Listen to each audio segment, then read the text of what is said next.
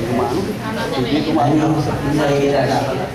Siya ang nagdasal kasama natin. Ayoko umiyak. Gusto ko lagi nasa tabi ko. Kasi sa lahat, kung di mo away, magkasama kami ni Abet. Pag nagwawala si Abet, ako lang nakakaawat. Wala nang iba makakaawat kay Abet, hindi ako. Pagka nagwawala nga yan si Ate Bigay sabihin, dati ikaw na bahala dyan, akyat na ako. At ito kay Ate Bigay, sige ako bahala rito. Hindi ko iiwanan si Abet hanggang hindi umuwi. Bet, magigiss kita. High school pa lang ako, magkasama na tayo.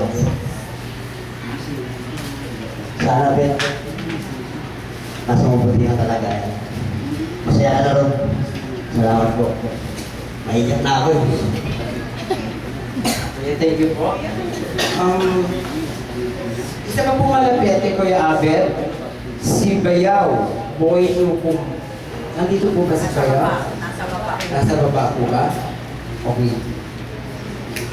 Isang malapit ka rin po kay Kuya Abet, tinatawagan ko po yung anak, si Aldrin Reyes.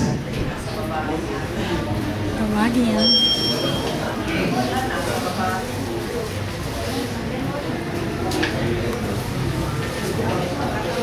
Tawagin.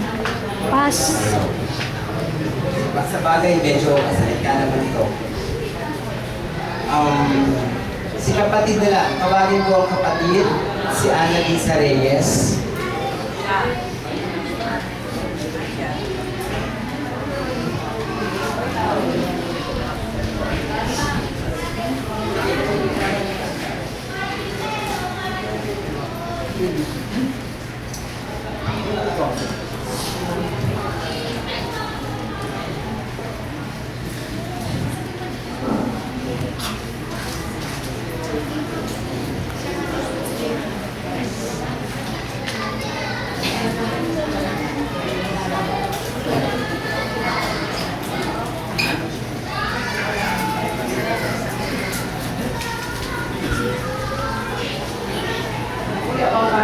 Ganyan yan.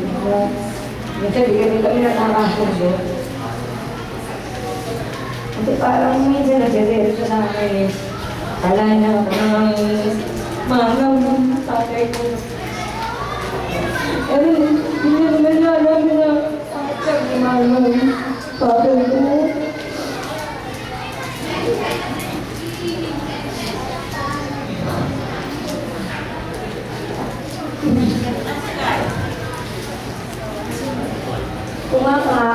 Kung kailan nga parang naging ano na rin kami, naging ito nila, naging malapit-lapit na kami, tapos kaya nawala.